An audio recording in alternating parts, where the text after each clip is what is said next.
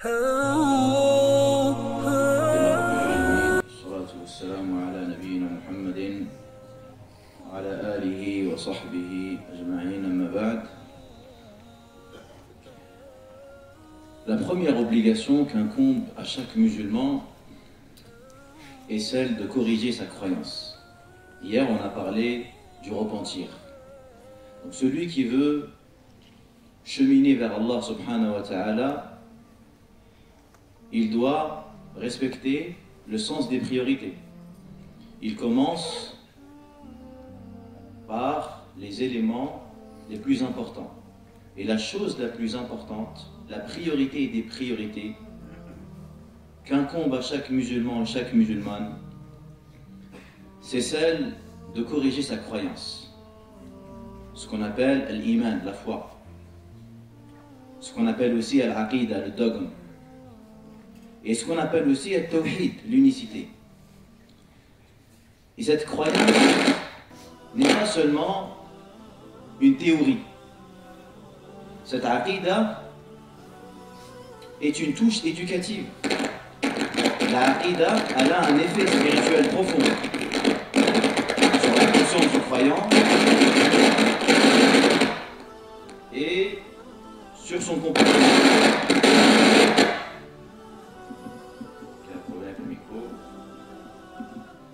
Donc je disais que cette aqidah, cette foi, lorsque elle est ancrée dans le cœur, lorsqu'elle est authentique, lorsqu'elle est ferme, elle va générer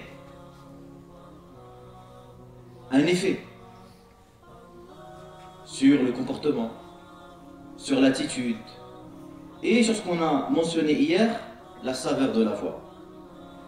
Et quand on parle de tawhid, les gens de science nous disent que le tawhid est de deux types.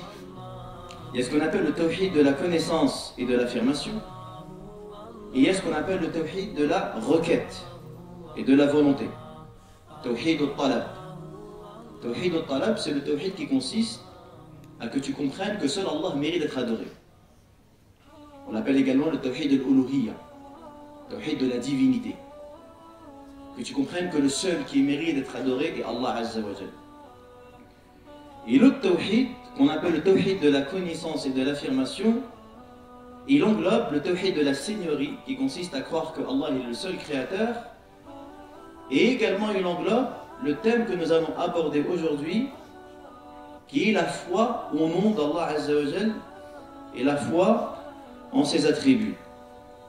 Et c'est la connaissance la plus importante, la plus méritoire, celle dont les gens de science n'ont cessé d'inciter, de recommander les musulmans à s'y intéresser. D'ailleurs, ce n'est pas pour rien que le Coran regorge des noms d'Allah Azza wa Jal. Vous avez vu le nombre de répétitions qu'il y a dans le Coran? Dans quasiment toutes les pages du Coran, tu trouves les noms d'Allah Azza wa Jal mentionnés. D'ailleurs, même les savants disent la seule sourate où on ne trouve pas un nom d'Allah, un attribut, c'est sourate al-Kafirun, sourate les négateurs. Mais sinon, il n'y a pas une sourate où tu ne vois pas les noms d'Allah Azza wa Jal et ses attributs. Et on sait également que cette connaissance-là, le fait de s'y intéresser, le fait de l'aimer, est une cause qui te procure l'amour d'Allah Azza wa Jal. Le fait d'aimer les noms d'Allah et le fait d'aimer les attributs d'Allah te procure l'amour d'Allah. C'est quoi la preuve et c'est quoi l'argument? Il y a un hadith qu'on trouve dans les deux recueils où le prophète sallallahu alayhi wa sallam, il a envoyé une expédition, ce qu'on appelle en arabe une sariya, et il a désigné un chef, un émir. Et cet émir-là, c'est lui le chef, donc il doit être obéi, et en même temps c'est lui qui a la responsabilité de diriger la prière, c'est lui qui fait l'imam. Alors à chaque fois qu'il dirigeait une prière, il récitait la Fatiha, puis il récitait une sourate, et avant de faire le ruku', il récitait Qul huwallahu ahad, Allahu samad, lam yalid wa lam yulad wa lam yakul lahu kufuwan ahad. Et à chaque prière, il faisait cela. Donc les compagnons étaient intrigués. Pourquoi est-ce qu'il agit de cette manière? Lorsqu'ils reviennent à Médine, il raconte au prophète sallallahu ce que cet homme faisait. Il leur dit, allez lui demander pourquoi il fait cela. Ils sont partis lui demander, il leur a dit Innaha sifatur Rahman wa uhibbu an aqra'a biha. Il leur dit cette sourate, elle décrit le tout miséricordieux et j'aime la réciter. Le prophète il leur dit allez le voir et dites-lui qu'Allah il l'aime. Akhbiruhu anna Allah yuhibbuhu. Bien évidemment de ce hadith-là, les savants ils ont extrait beaucoup d'enseignements, notamment le fait qu'on peut réciter plusieurs sourates dans une raka'a. Mais parmi les enseignements, ce qui nous concerne nous, c'est que le fait d'aimer les noms d'Allah et le fait d'aimer les attributs d'Allah te procure l'amour d'Allah. On sait également que le fait de connaître et de s'intéresser à cette science est une cause qui te mène au paradis. Le prophète alayhi salam dit Lillahi tis'an wa tis'ina isman. Allah azza wa jal possède 99 noms. Man ahsaha dakhala al-jannah. Celui qui retient ces noms entre au paradis. Premièrement, il faut savoir que quand le prophète alayhi salam dit Allah possède 99 noms, ce hadith ne signifie pas qu'Allah a seulement 99 noms. Allah il en a bien plus. Il y a même des noms qui pour le moment sont inconnus par toute la création. D'ailleurs dans le hadith de Shafa'a, quand le prophète ira intercéder devant Allah Azza wa Jal pour qu'il commence le jugement, le prophète dit à ce moment-là, Allah Azza wa Jal, il va me faire connaître de nouveaux noms avec lesquels Allah va implorer son Seigneur. Donc quand le Seigneur dit Allah Azza wa Jal, il a 99 noms.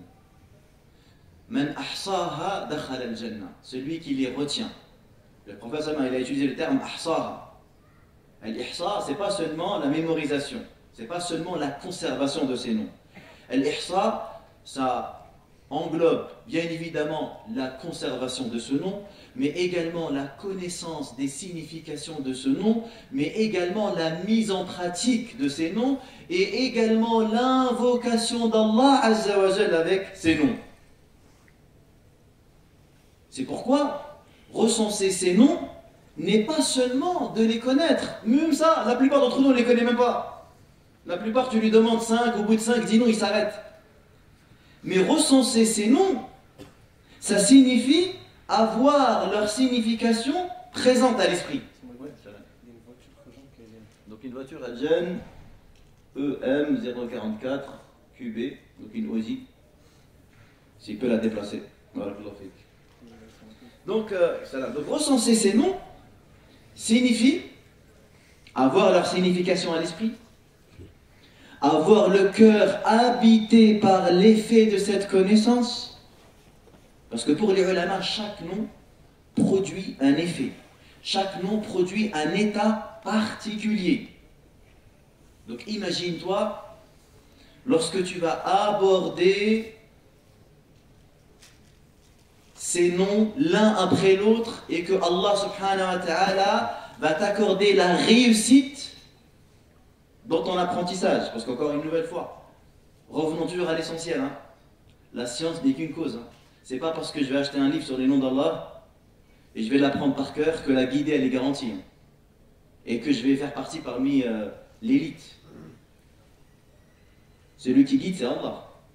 Celui qui va déverser la foi dans les cœurs c'est Allah. Tu sais, tu as quelqu'un, à l'époque de Moussa alayhi salam, il s'appelait Bal'am ibn Ba'ura. Allah il parle de lui dans Al-Araf.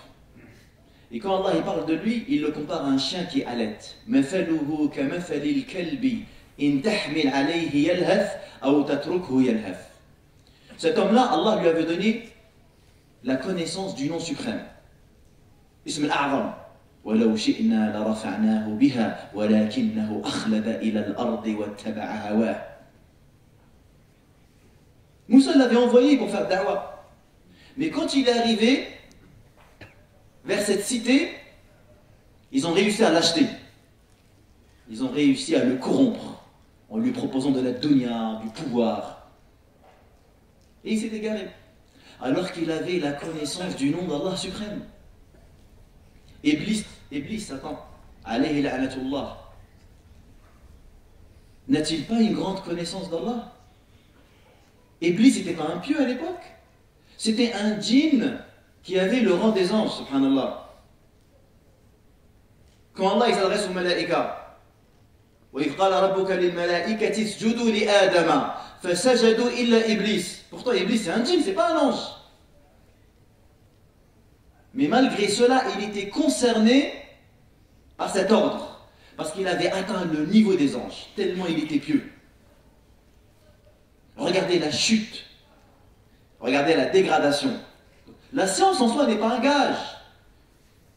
Il y a des gens, la connaissance ne fait que d'accroître leur orgueil. La science ne fait que de les égarer, de les éloigner. Ils ne font que de polémiquer, de contester. Donc toujours, on doit être conscient que la science, elle est importante. Elle est primordiale dans notre cheminement, mais on se rappelle que la science n'est qu'un moyen et que le donateur, c'est Allah. Et surtout, quand on parle des adorations qui concernent le cœur. Ibn Khaldoun, il a un propos fabuleux. Il dit quoi? Il dit que l'homme, il a une maîtrise totale de ses membres, contrairement à son cœur. Effectivement, tu as une maîtrise totale de tes mouvements corporels. C'est-à-dire que si on te demande de faire tarawih le soir, c'est faisable, tu peux le faire. Si on te demande de lire 10 pages par jour, tu peux le faire.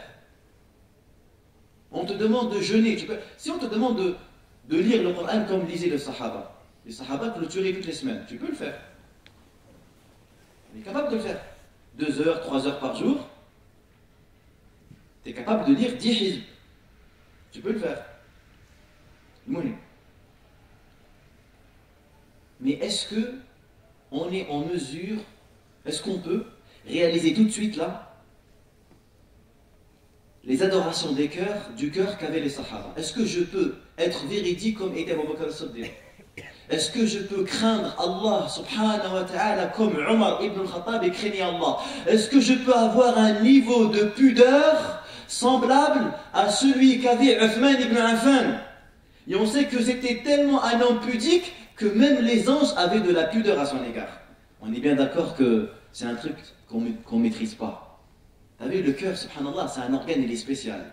C'est-à-dire que tu peux faire des prières longues, tu peux faire un jeûne long, très long, tu peux donner des grosses sommes de sadaqa, mais est-ce que tu as un pouvoir de renforcer les sentiments qui résident à l'intérieur de ton cœur? La réponse est non. Allah al-qulub, يقول النبي صلى الله عليه وسلم القلوب بين أصبعين من أصابع الرحمن. Le cœur, il se trouve entre 2 doigts du tout miséricordieux. يقلبها كيف يشاء. Allah, il bascule ses cœurs comme il le veut. Donc quand on aborde des connaissances comme ça, c'est très important de se rappeler ces points fondamentaux. Et que je reste tout le temps humble. C'est pas parce que je maîtrise le chapitre de Salat selon le madhab al-Maliki, selon le madhab al-Hanafi, que je vais vers la meilleure prière. Wallah, il y a des Shibani qui savent ni lire ni écrire. Et on a l'impression, après c'est l'ilm indallah, on a l'impression que la prière a produit plus d'effets chez eux que chez certains qui connaissent beaucoup de choses de la religion. La preuve, c'est qui prie dans les premiers rangs tout le temps? C'est qui fait le tarawih jusqu'à la fin? Tu sais, il y avait des savants à l'époque, comme Al-Juwayni par exemple, l'imam al-Haramain. C'était des savants qui, pendant des années, se sont beaucoup intéressés à la philosophie, à la spéculation. C'était des génies. Hein. Al-Juwayni, c'est un alim shafi'i. D'ailleurs, la plupart des étudiants qui vont étudier Usul al-Fiqh, ils passent toujours par son livre, Al-Waraqat, de Al-Juwayni. Cet homme-là, pendant des années, il s'est un peu perdu. Il a été touché par, justement, Al-Falsafa. À la fin de sa vie, quand il s'est repenti, il est revenu, tu sais qu'est-ce qu'il a dit? Il a dit une parole incroyable. Il a dit Ha ana amutu ala aqidati ajaizi Nisabur. Il dit, me voilà, je meurs avec la même croyance que les vieilles dames de Nisabur. C'est-à-dire qu'à la fin, en fait, après tout cet effort monumental de recherche et d'analyse rationnelle, il est revenu à quelle conclusion? Il a dit, en fait, les vieilles dames, elles ont tout compris. Elles ont compris la aqida saine. Une aqida sans complication, sans spéculation. Sami'na wa ata'na.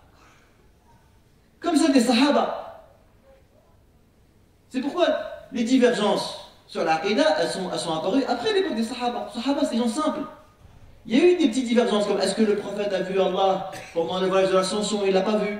Parce que les Sahaba, c'était quoi la nature de leur question? C'était Ya Rasulallah, ayyul a'mali ahabbu ila Allah. Quelles sont les actions les plus aimées auprès d'Allah? Des questions qui indiquent que ces gens-là étaient prêts à agir.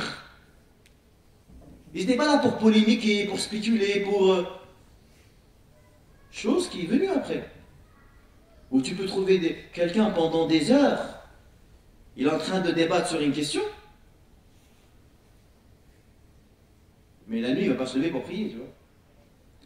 Donc, quand on parle de Al-Ilm, on parle bien évidemment d'un acte d'adoration extrêmement important dans lequel Allah Azza wa Jalla nous récompense. Et on parle également d'une chose à laquelle on est conscient qu'on ne pourra jamais l'acquérir dans sa totalité.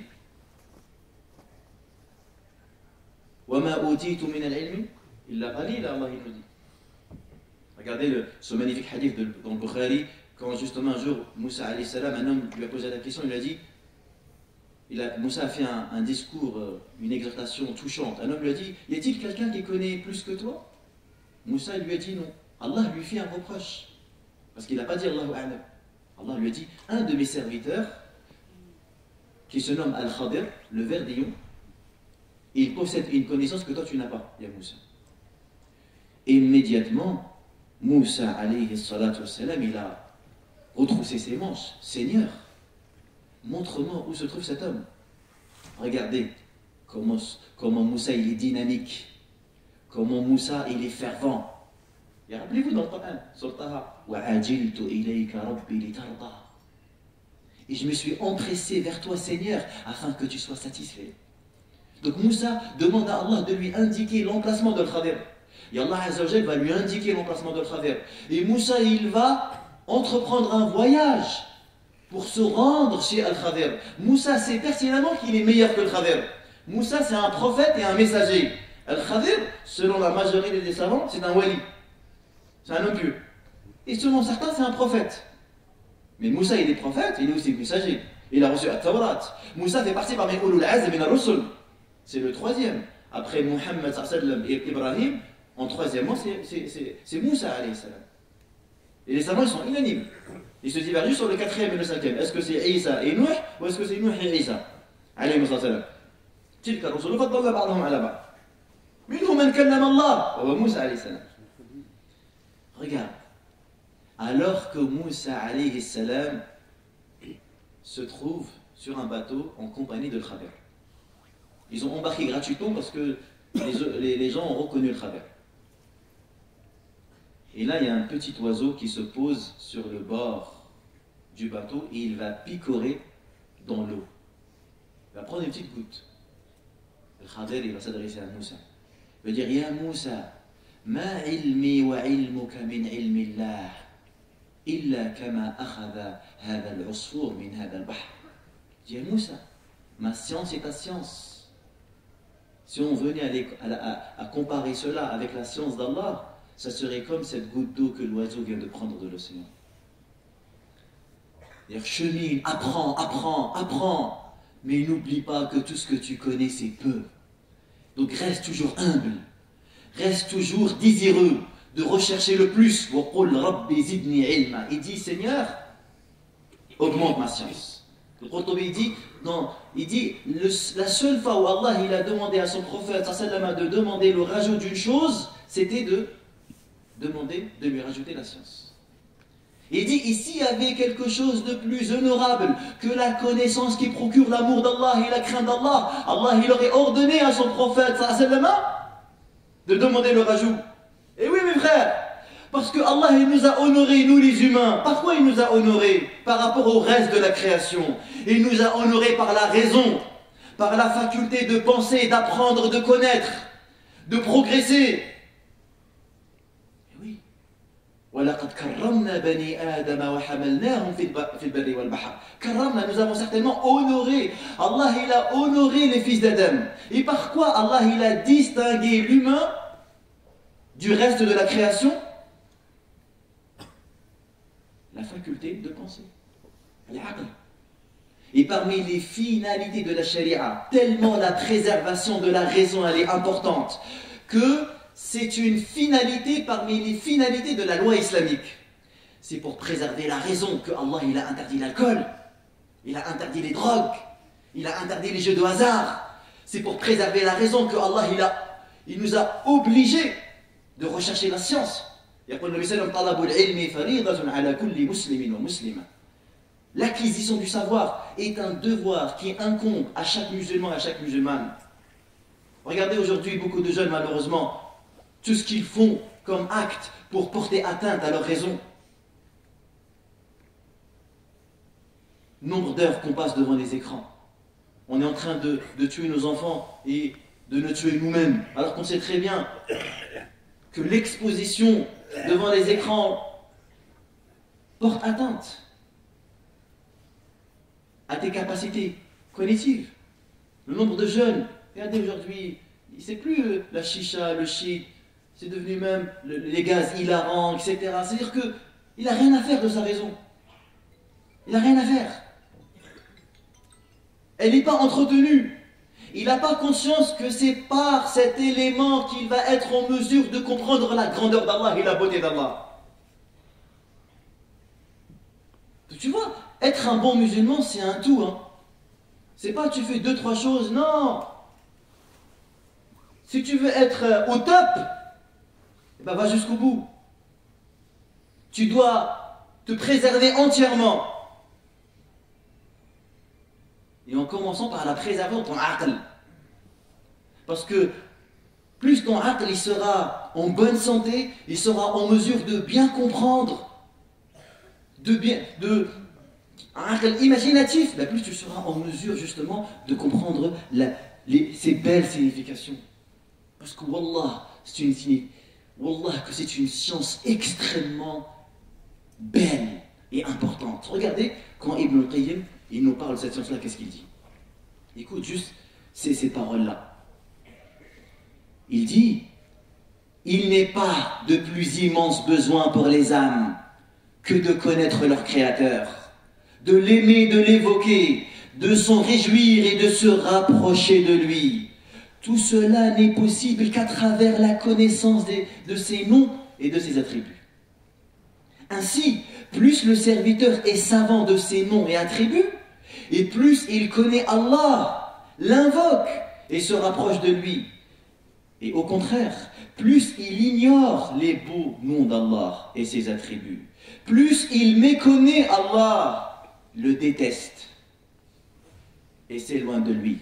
Donc, quand vous voyez des gens qui détestent Allah et détestent d'entendre le nom de la religion, vous savez pourquoi? C'est parce qu'ils n'ont rien compris. C'est des gens totalement ignorants.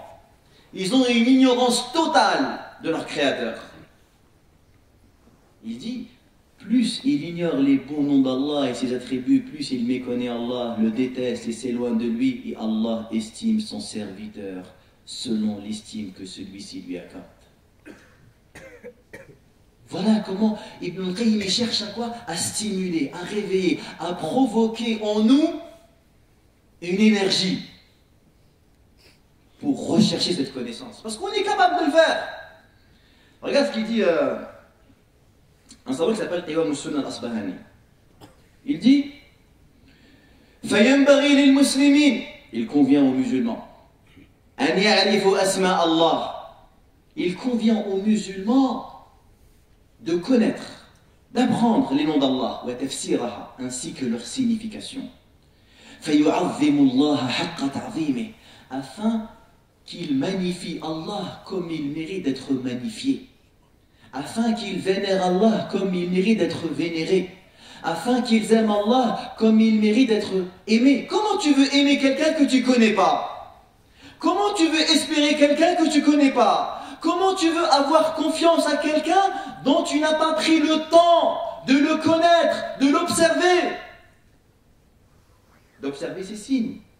Regarde qu'est-ce qu'il dit. Wallah, subhanallah, les savants sont forts. Allah yarhamou. Il dit لو أن رجلا أراد أن يتزوج. Regarde, ici tu as un exemple concret. Quand un homme veut se marier, لو أن رجلا أراد أن يتزوج. Ou un homme, il veut faire une transaction. Il dit, s'il veut se marier avec quelqu'un, ou faire du commerce avec quelqu'un, la talaba minhu ismahu. Il lui demandera son nom. Wa kunyatahu, son patronyme.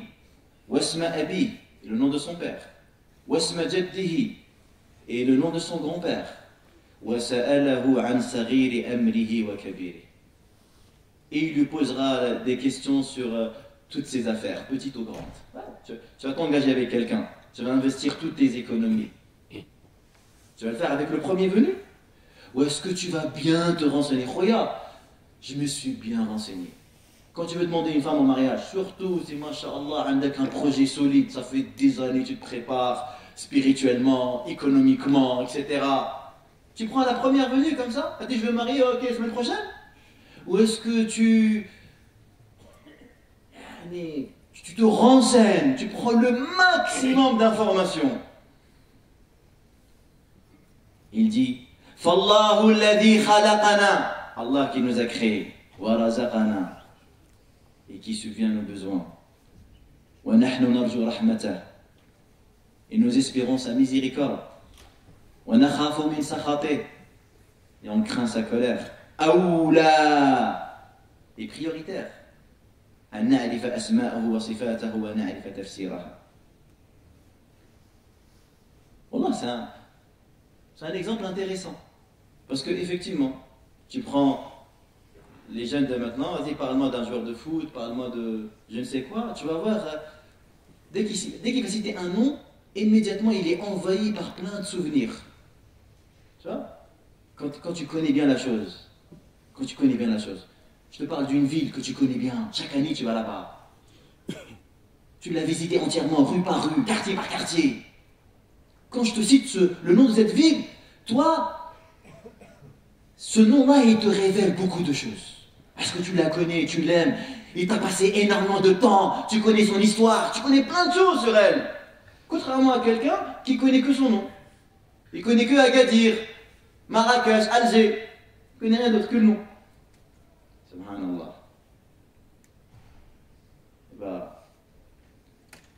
Qu'est-ce qu'on a fait pour justement connaître les noms d'Allah Azza wa Jal, connaître ses attributs? Combien de temps avons-nous passé à examiner, à analyser les versets qu'il y a dans le Coran, les hadiths qu'il y a dans le Sunnah de Nabi sallallahu alayhi wa sallam? En plus de cela, et regardez, un des meilleurs moyens qui te permet de comprendre d'une manière pratique le sens des noms d'Allah et des attributs, c'est de regarder avec réflexion, avec analyse, les invocations des prophètes et des messagers. Wallah, shay azim. Min a'zam bawwabat al-ma'rifa. Parmi les plus grandes portes qui vont te permettre de connaître ton Seigneur, d'être comblé par sa présence, de trouver la quiétude et la paix de l'âme, c'est de voir comment les prophètes y parlaient à Allah. Quels noms les prophètes y choisissent pour parler à Allah. Parce que la science des noms et des attributs, elle va te permettre de communiquer avec Allah de la plus belle des manières. وَلِلَّهِ الْأَسْمَاءُ الْحُسْنَى فَادْعُوهُ بِهَا. À Allah appartient les plus beaux noms, invoquez-le avec. Et on aura l'occasion de parler des du'a. Parce que quand on fait des du'a, il y a trois manières de faire des du'a. La première manière, c'est de faire des du'a en utilisant les noms d'Allah et les attributs d'Allah. La deuxième manière, c'est de faire des du'a en décrivant ta pauvreté, en parlant de ton indigence, de ton besoin, de ta pauvreté devant Allah. Et la troisième manière, c'est d'invoquer directement. Et la première manière est meilleure que la deuxième. Et la deuxième est meilleure que la troisième. Et si tu regardes dans le Coran, tu vas trouver toutes les manières. La première, c'est celle que tu trouves tout le temps. La deuxième, décrire sa situation. Les prophètes l'ont fait. Ayyub alayhi salam. Rabbi inni massani ad-dur wa anta arhamur rahimin. Moussa l'a fait alayhi salam. Rabbi inni lima anzalta ilayya min khayrin faqir. Seigneur, je suis pauvre de tout bien que tu peux me donner. Mais le meilleur et le meilleur, c'est quoi? C'est de rassembler, de combiner les trois en même temps. Et les deux que nous a appris le prophète sallallahu alayhi wa sallam, vous allez voir, il y a dedans les noms d'Allah, il y a décrire ta pauvreté et ton besoin, et il y a lui demander directement. Donc tu vois, quelqu'un qui cherche cette connaissance-là, lorsqu'il dit ce dhikr, il est conscient du poids des mots qu'il est en train de dire. Allahumma inni zalamtu nafsi zulman kathira. Ou Allah, j'ai été très injuste envers moi-même. Là, tu décris la situation. Wa la yaghfiru dhunuba illa ant, ne pardonne les péchés que toi. Faghfirli, là, il y a une demande directe. Innaka antal ghafurur rahim. Là, il y a at-tawassul bi asma'illah. Là, tu cherches à te rapprocher d'Allah à travers ses noms. D'ailleurs, il y a un livre pour les arabophones que je recommande énormément. C'est un livre, qu'est-ce qu'il a fait l'auteur? Il a pris tous les noms d'Allah et de chaque nom, il t'a cité des du'as que le prophète sallallahu disait ou que des pieux disaient. Et parfois, par exemple, tu dis comment faire des du'as avec le nom As-Sami'. Comment faire des du'as avec le nom Al-Mutakabbir, Al-Jabbar, Al-Aziz, Al-Ra'ouf, Al-Karim, Al-Mannan, Al-Awwal, Al-Akhir, Al-Zahir, Al-Batin. Comment? Et bien, il y a un savant, il a écrit un petit livre comme ça. Pour vous dire, tout le travail, il a été fait, hein, subhanallah. Où tu trouves le nom, et juste après, 3, 4, 5, 6 exemples de du'a rapportés du prophète sallallahu ou des sahaba ou des pieux prédécesseurs.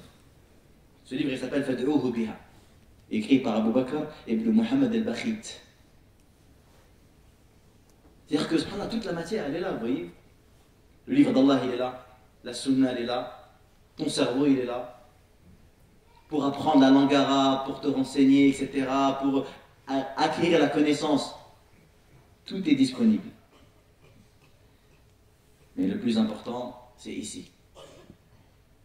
C'est comment justement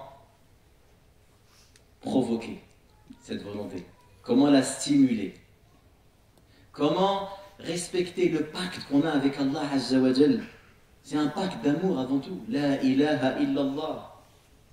Tu sais dans la langue arabe que ça veut dire al-ilah.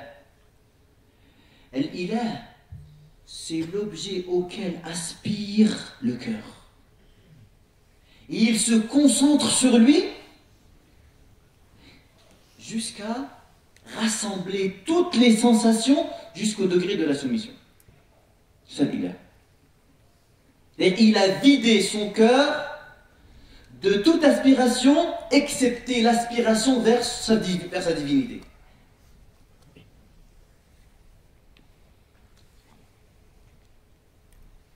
Tu vois que c'est un travail intérieur. D'ailleurs, même les Arabes, tu vois, ils utilisaient ce terme pour nommer le chamelon. Ils disent Ali al-Fasil.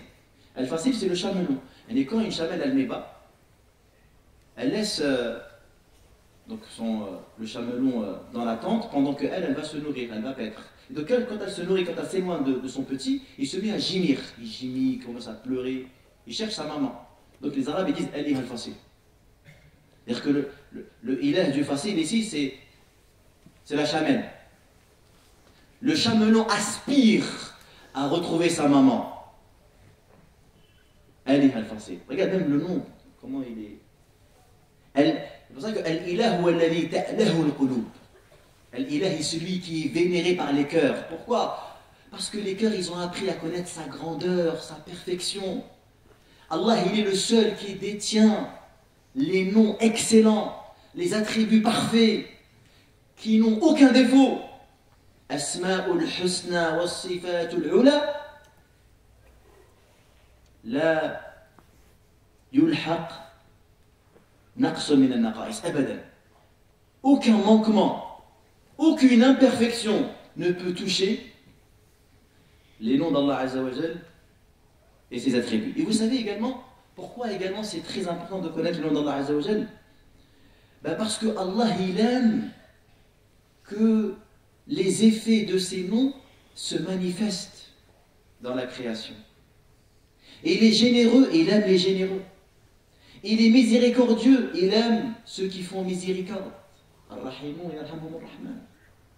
Irhamu man fil ard, yarhamkum man fis sama. Il est beau, il aime la beauté. Il est savant, il aime les savants. Subhanahu wa ta'ala. Donc Allah Azza wa Jal, il aime qu'on apprenne ses noms, qu'on s'intéresse à ses noms et qu'on adore Allah Azza wa Jal en fonction de la connaissance qu'on a eue de ses noms. J'ai appris qu'Allah, il est As-Sami', il entend tout. Je fais attention à mes propos. Je bannis la vulgarité à jamais.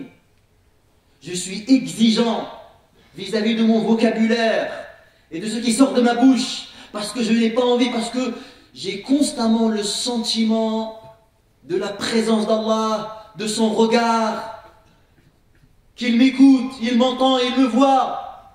T'imagines si vraiment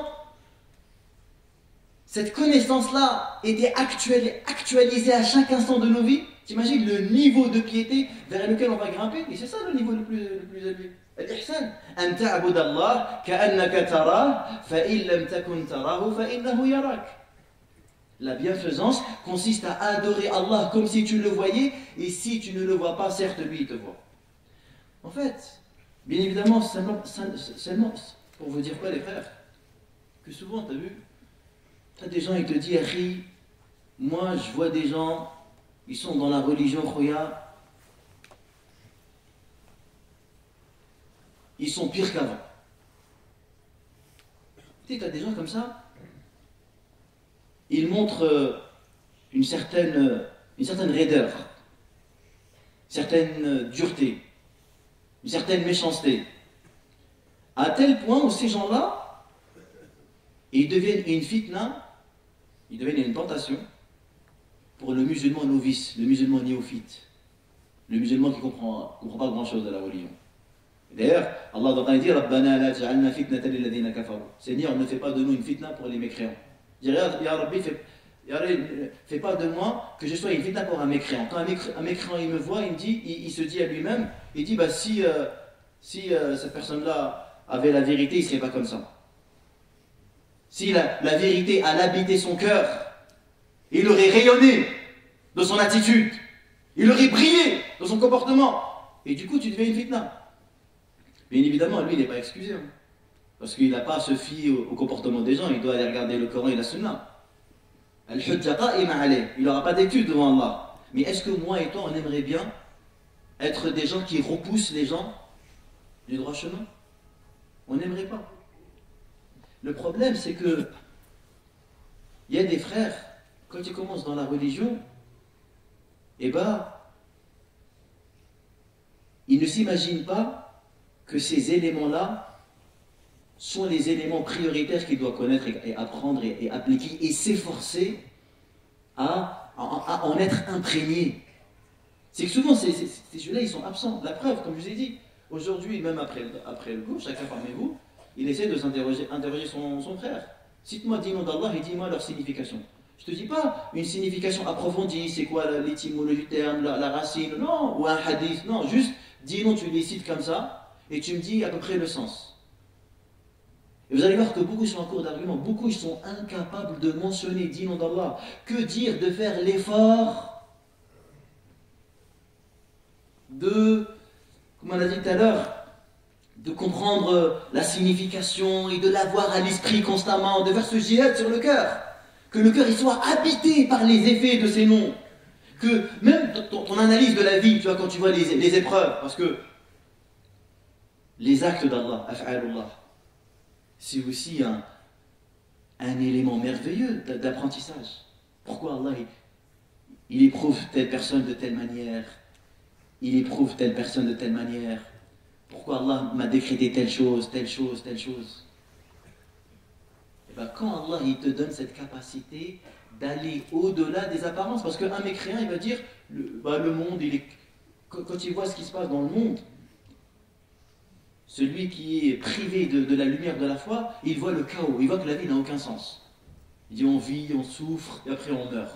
Il voit que ça. Parce qu'il n'a pas la capacité d'aller au-delà des apparences. Son cœur n'est pas éclairé. Et il n'est pas habité par la lumière divine, la lumière qui vient d'Allah.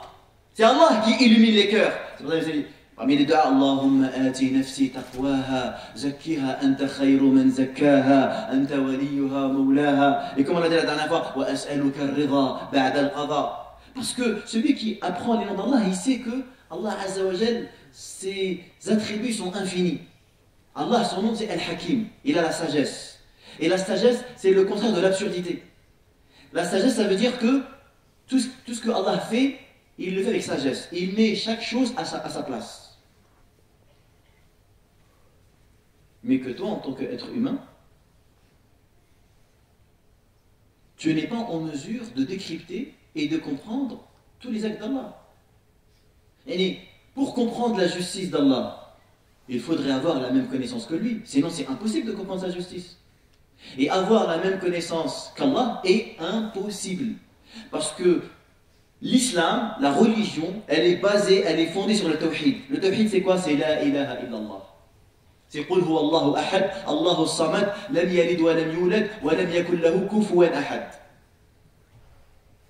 Donc, la notion que tu as de la justice, c'est une notion qui est propre à ta condition d'être humain, qui est à l'image de ta faiblesse et de ton statut limité.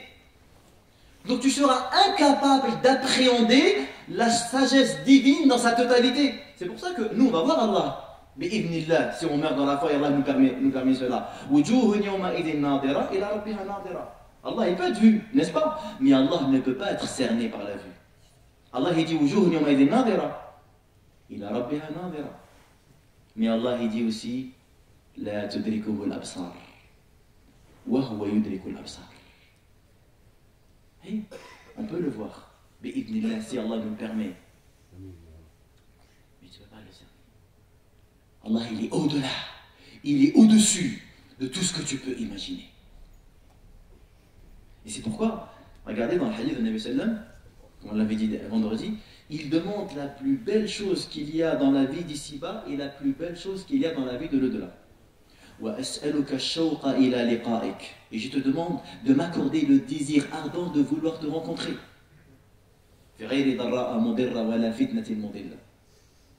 Sans être éprouvé.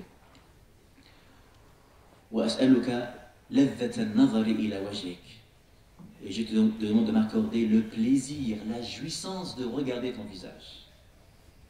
Donc c'est-à-dire que quand tu vois des gens que tu vois dans la religion qui sont déçus, ou que toi-même, ça fait longtemps que tu es dans la religion et tu vois qu'il n'y a pas de changement, ben je te pose la question. La question suivante. Quelle quantité d'efforts tu as fourni pour maîtriser la science que je viens de mentionner là? Et chez toi, tu as combien de livres qui parlent de Asma Allah? Combien de livres? Et tu l'as lu combien de fois? Tu connais combien de noms? Combien de fois par jour tu fais des du'a? Est-ce que ça t'arrive d'avoir des wirds comme ça où tu évoques le nom d'Allah? Allah, Al-Ilah, Al-Wahid, Al-Ahad, Al-Samad, Al-Hayy, Al-Qayyum, Al-Awwal, Al-Akhir, Al-Zahir, Al-Batin, Al-Rahman, Al-Rahim, Al-Raouf, Al-Wadoud, Al-Karim, Al-Mannan. Et que tu cherches justement à nourrir ton cœur. Mon cœur, il a besoin que je lui parle d'Allah. Mon cœur, il a besoin de mentionner Allah constamment. Adhkar al-sabah wal-masa. Tous les adhkar al-sabah wal-masa regorgent des noms d'Allah. أصبحنا وأصبح الملك لله والحمد لله ولا إله إلا الله أسألك خير ما في هذا اليوم وخير ما بعده وأعوذ بك من شر ما في هذا اليوم وشر ما بعده اللهم إني أعوذ بك من الكسل وسوء الكبر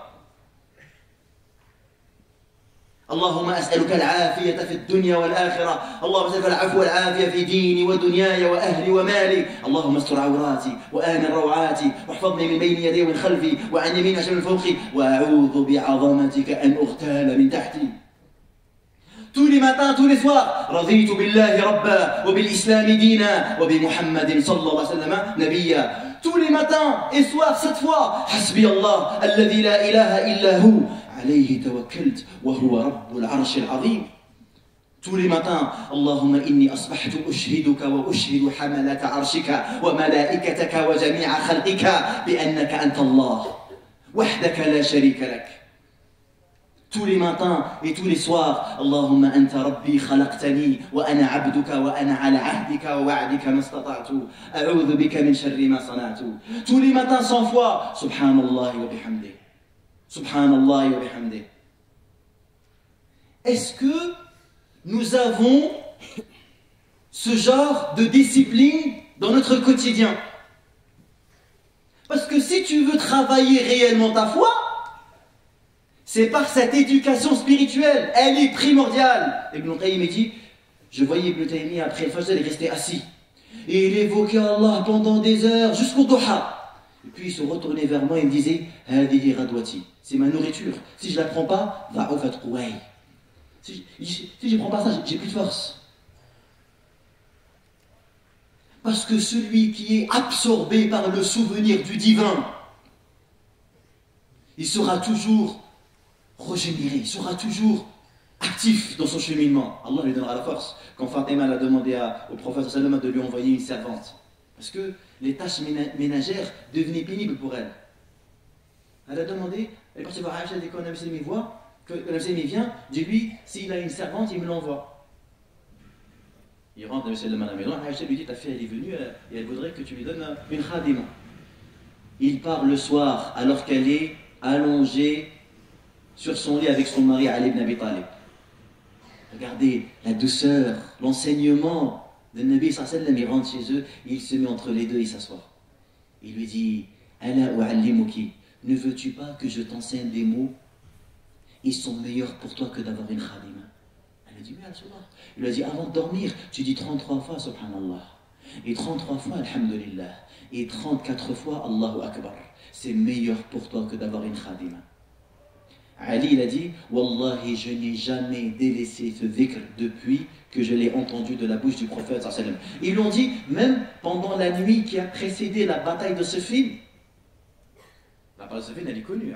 Ali, il a dit, même pendant la nuit qui a précédé la bataille de Siffin. Regarde, qu'est-ce que ça veut dire l'éducation spirituelle? Qu'est-ce que ça veut dire travailler son cœur? Donc quand tu vois quelqu'un, il est dans le din, mais que ses actes ils sont contraires au din, le problème c'est lui. Ne va pas accuser la religion, a'udhu billah. Et quand tu vois quelqu'un pendant des années il est dans le din, et après il a arrêté de pratiquer, ben, le problème était également dans son cheminement. Et ça on le voit beaucoup. Aujourd'hui les gens, ils misent énormément sur l'apparence. Il y a même en une sœur, quand elle veut dans le din, elle a dit, elle ni appris ni rien. Elle dit, franchement, j'aimerais bien dans la religion, ils mettent le voile et tout. D'accord, mettre le voile, c'est une obligation. Mais pourquoi directement tu dis mettre le voile? C'est-à-dire que tu penses que je vais mettre le voile, ça y est, t'as la piété. Là, c'est pourquoi parfois tu vois des filles habillent le voile, et après, la moindre épreuve, elle n'arrive pas à trouver de travail, avant que les portes ils sont fermées, etc. C'est plus le voile qu'elle a envie de retirer. C'est toute sa religion. Parce qu'il n'y a aucune éducation. Des gens intérieurement, c'est vide. Il n'y a rien. Donc la moindre épreuve, c'est pas. Il y en a même, ils remettent même en cause, tu vois, le hijab. Mais il y en a, je dis, mais même le din, totalement. Tout ça pourquoi? Parce que leur cheminement était défaillant dès le début. Et le prophète, il a commencé par Tawhid.